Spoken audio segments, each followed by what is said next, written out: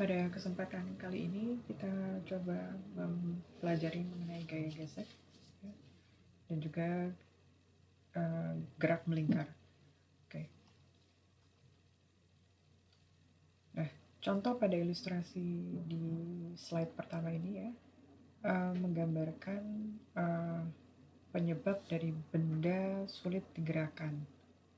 Ya, salah satu penyebab keadaan tersebut bisa jadi gaya gesek ya.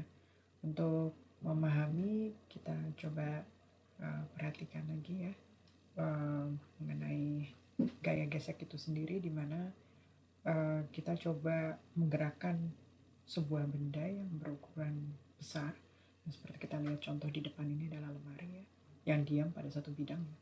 Lalu ada gaya yang menghambat benda tersebut untuk bergerak gitu. Tapi jika kita memberikan gaya kecil, maka akan terasa sulit untuk bisa menggerakkan atau mendorong gitu ya, yang bergerak terasa sulit untuk menggerak lemari tersebut ya, untuk berpindah tempat gitu. Nah, gaya semacam itu disebut sebagai gaya gesek, atau orang-orang sering menyebutnya adalah gesekan gitu. Nah, memang gesekan sendiri itu bukan istilah yang baru ya gitu. Nah, gaya gesek bisa disimbolkan dengan huruf F ya, atau sebutannya adalah friction ya, dimana gaya gesek adalah gaya yang memang bekerja antara dua permukaan benda yang saling bersentuhan atau bersinggungan gitu. Nah, arah gaya gesek memang berlawanan arah dengan kecenderungan arah gerak benda gitu. Nah, gaya gesek sendiri disebut satuannya adalah Newton gitu ya. Lalu gaya gesek ini bekerja pada garis singgung ke dua benda, bisa dilihat di gambar di bawahnya ya. Contoh adalah benda yang diletakkan di dalam satu bidang datar horizontal ya. Ini dikenai gaya sebesar F gitu. Dan diagram gaya yang bekerja pada benda tersebut kita bisa lihat di bawah ya, bahwa gaya gesek selalu berlawanan arah dengan gaya luar yang bekerja pada benda dan arah gerak dari benda itu sendiri gitu.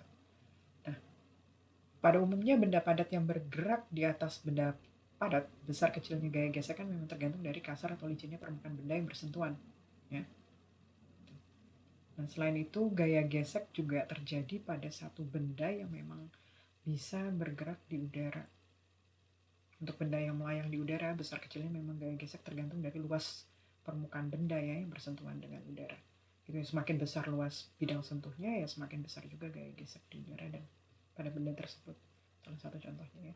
Nah, ada beberapa sifat dari gaya gesek itu sendiri gitu.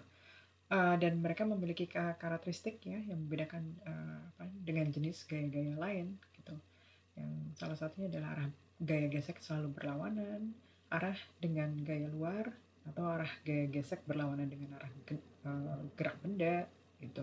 Atau untuk benda padat yang bergerak di atas benda padat itu sendiri, besar gaya gesek memang dipengaruhi oleh tingkat kekasaran permukaan seperti yang tadi sudah saya informasikan ya. Lalu untuk benda yang bergerak di udara, atau contohnya adalah gerak jatuh bebas gitu. Besarnya gaya gesek yang dialami benda memang dipengaruhi dari luas bidang sentuh dari benda tersebut gitu ya. Semakin luas permukaan sentuhnya, ya semakin besar juga gaya geseknya, dan begitu juga sebaliknya gitu. Nah, untuk beberapa kesempatan kali kita akan coba lihat dari tampil yang ada mengenai gaya gesek statis dan juga gaya gesek kinetis, perbedaannya seperti apa. Nanti kita akan coba latihan soal ya, tapi kalian harus perhatikan dulu apa ini mengenai perbedaan antara gaya gesek statis dengan gaya gesek kinetis. Kita coba perhatikan ya.